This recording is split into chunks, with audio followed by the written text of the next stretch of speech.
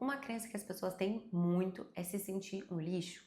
Eu tenho alguns vídeos já explicando isso, que muitas vezes essa crença ela é muito nuclear, ela é muito profunda e pode estar ligado com alguns esquemas mentais. Eu tenho aqui o esquema de fracasso, eu tenho esquema de defectividade e vergonha, um esquema de hipercriticismo, que faz com que a gente tenha esses pensamentos, tenha essas crenças e a gente tenha que lidar com esses traumas da infância, com esses aprendizados da infância para poder produzir um futuro diferente. Então, se tu tem essa crença de se sentir um lixo, vamos ficar aqui comigo que eu quero te ensinar no final uma estratégia para lidar com essa crença, porque quando nós temos uma crença nuclear, uma crença profunda, ela é difícil da gente eliminar, ela é difícil da gente mudar, mas a gente pode adquirir estratégias para pensar melhor sobre essa crença, porque do que me adianta pensar dessa forma, se essa forma de pensar só está me gerando mais fracasso, só está me gerando mais desânimo, mais desistência, fazendo com que eu entre num ciclo. Quanto mais eu me sinto assim, menos energia eu tenho para reagir. Quanto menos energia eu tenho para reagir, menos atividades eu consigo fazer. Quanto menos atividades, menos resultados eu tenho e mais julgamento sobre a minha pessoa eu vou adquirindo. Então a gente tem que mudar isso e é pra já.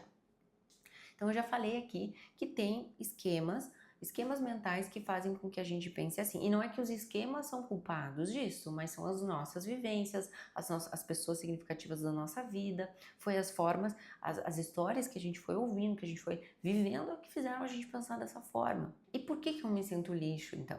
Vamos começar assim, por que eu me sinto lixo? Essa pergunta ela tá no presente, mas o teu cérebro ele responde com coisas do passado. Ele pensa no passado, ele não pensa no presente. Então ele vai trazer sim as tuas vivências infantis para te dar esse julgamento, para dizer que te conhece há muito tempo e sabe que tu não tá enganando ninguém, que tu é um impostor, na verdade, que tu tá dizendo uma coisa que tu lá internamente não sabe, porque essa crença é tão profunda, sabe? Que ela faz com que tu não se sinta bem, mesmo que tu tenha uma vida legal agora.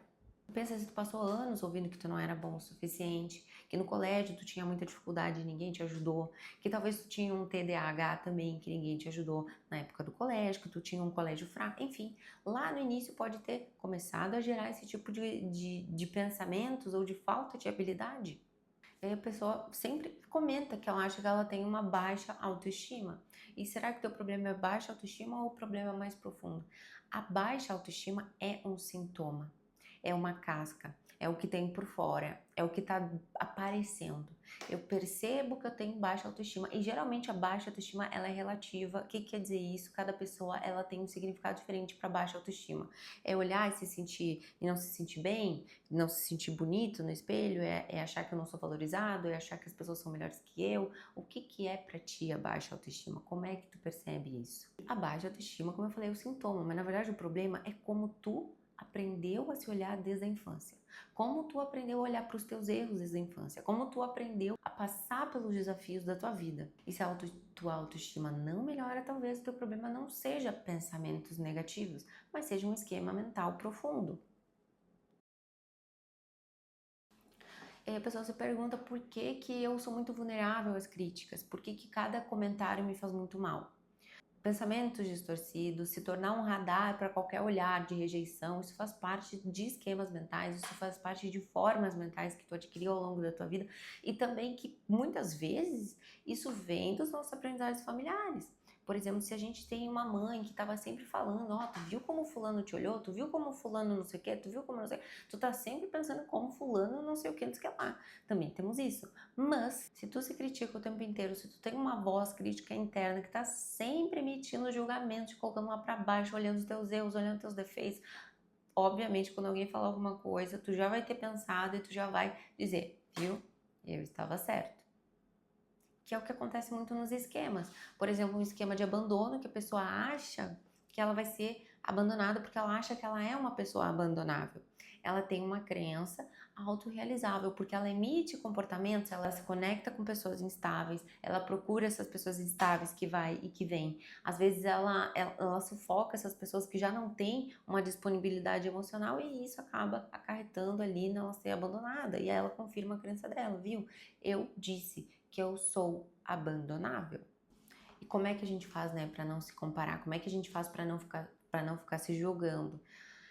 A comparação é uma coisa que tu não controla porque tu aprendeu a fazer isso. E foi tão sutil no início porque para nós aprendermos alguma coisa, por exemplo, vou tirar esse microfone aqui. Pra gente falar sobre essa caixinha aqui, teus pais te ensinaram que essa caixinha era preta. E aí na hora tu diz, ah, mas a outra lá é mais preta. E aí tu começou a comparar por aprendizado. Essa caixinha aqui ela é mais preta, ela é um pouquinho maior. Então o aprendizado ficou ali. Então, as comparações que a gente fazia por aprendizado, a gente também faz na vida. Essa pessoa tá mais que eu, tá menos que eu. A régua, o termômetro, o aprendizado sempre foi envolvendo uma certa comparação. Só que na nossa vida social, as pessoas elas são muito diferentes umas das outras. A gente não consegue ficar comparando o tempo inteiro porque não adianta. A individualidade de cada um é tão singular que comparar se torna algo ilusório, porque a gente não vai conseguir comparar alguma coisa, a não ser que a gente mensure muito bem, que é o que a gente não faz, a nossa mente está sempre inventando, está sempre especulando, está sempre criando fantasias. Só se a gente medisse muito bem, por exemplo, quanto eu consigo correr num determinado período de tempo e comparasse com a outra pessoa e talvez a gente tivesse ali um conteúdo ali que pudesse comparar, mas na maioria das vezes a gente não consegue comparar porque a história de um é muito diferente da outra. E uma das coisas que acontece bastante é a pessoa que ela tem essa crença de se sentir um lixo, dela achar que todo mundo também pensa isso.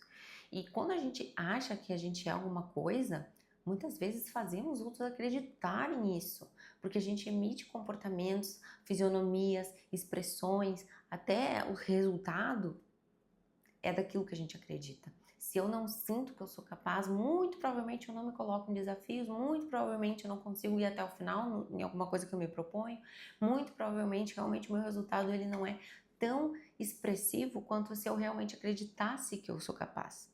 A pessoa ela acha que ela já vai ser rejeitada, que as pessoas não vão gostar dela, ela já acha que as pessoas vão excluir ela, antecipa tudo aquilo. E para não correr o risco, para não ser pego de surpresa, para não passar por nenhuma sinuca de bico, ela evita encarar esses problemas, ela evita encarar tudo, ela se abstém de qualquer desafio, de qualquer tensão e vive a vida exatamente igual, acreditando que ela não é capaz, não se colocando em desafios, não indo até final, em nada que ela se propõe, acarretando num ciclo sem fim. E se sentir um lixo é real, ela é real ou é coisa da minha cabeça? O teu sentimento é real, mas a história que o teu sentimento te conta, não. E o que que isso quer dizer?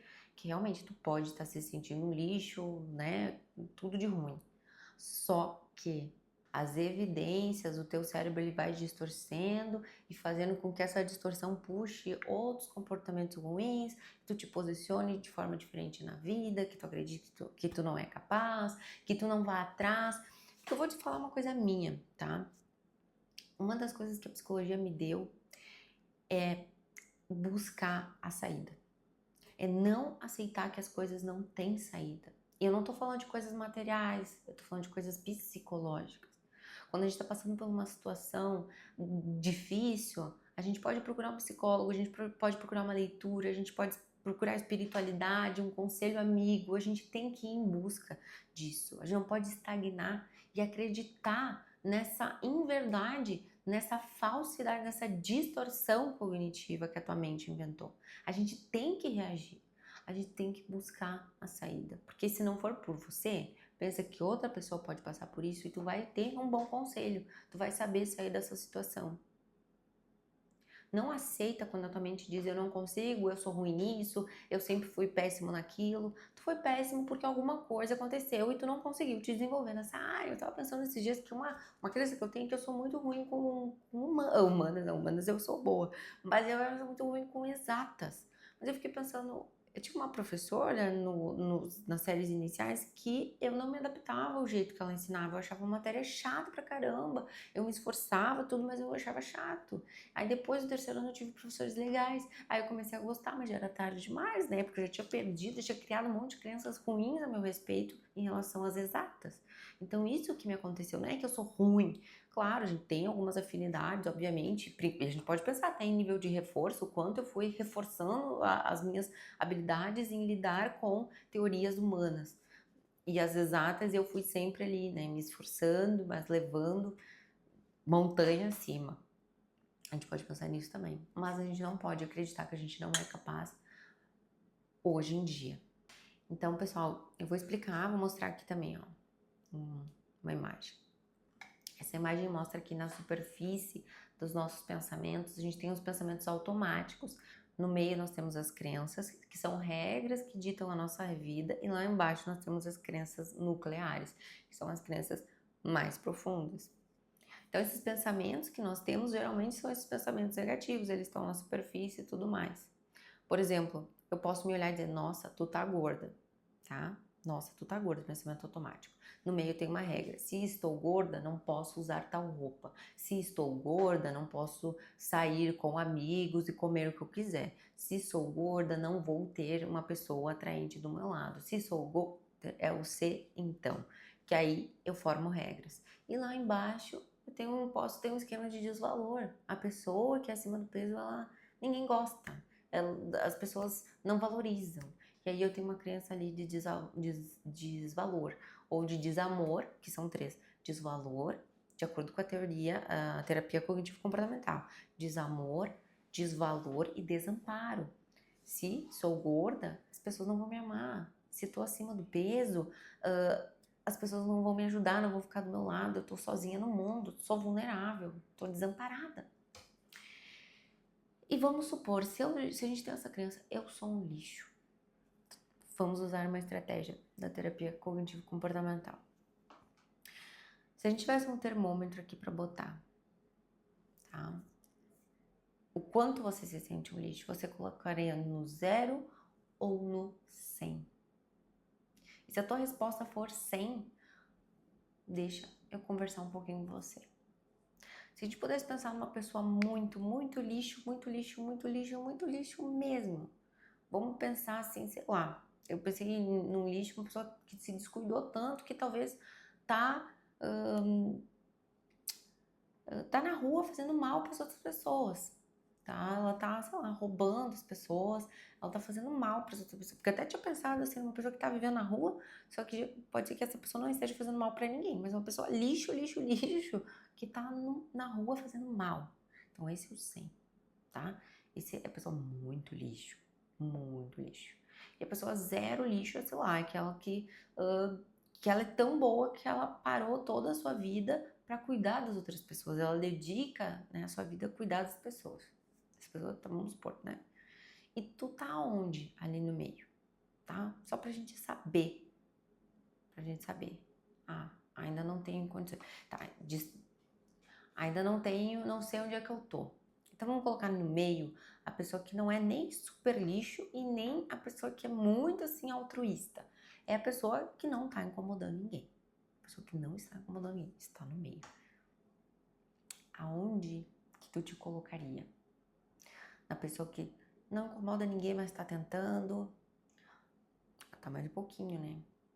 Ou a pessoa que eu acho que eu tô incomodando, mas eu tô tentando. Então talvez, onde é que tu te colocaria? Só pra gente ter uma visão mais real. E o que precisaria pra gente mudar um pouquinho e ir puxando, né? Pra tu se sentir menos lixo. O que precisaria? Eu acredito, primeiro, que a gente dê uma flexibilizada nesse pensamento de tu se sentir um lixo, tá? Porque a nossa mente, ela piora muito as coisas. A gente tem um filtro negativo, que é uma distorção cognitiva, se a gente olhar muito pro pior. Então, que a gente tenha uma flexibilizado bastante. E que dessa forma tu consiga se sentir menos lixo e entenda que a gente tem atividades, tem coisas que a gente pode fazer para se sentir um pouquinho menos. E ir caminhando aos pouquinhos pro lado que te agrada mais. A nossa jornada, ela não é rápida, tá? Ela é de processo em processo. Não tem como tu ver um vídeo e se achar maravilhoso por causa de um vídeo. A gente precisa de resultado. A gente precisa se sentir capaz com as coisas que vão acontecendo. Mas não é uma coisa muito abrupta, meu Deus, do dia pra noite, sabe? As coisas precisam acontecer para que eu me sinta confortável, para que eu vá me acostumando e realmente vá mudando essas crenças. Então, eu espero que esse vídeo tenha te ajudado. Se tu se interessa por fazer terapia, tu pode me chamar, vou deixar o link aqui abaixo, tem meu Instagram também, Julia Von Vurb, deixar o nome aqui também, que eu sei que o nome é complicado. E tu pode me acompanhar lá no Instagram, me chamar, tá? E então é isso. Um beijo e até o nosso próximo vídeo.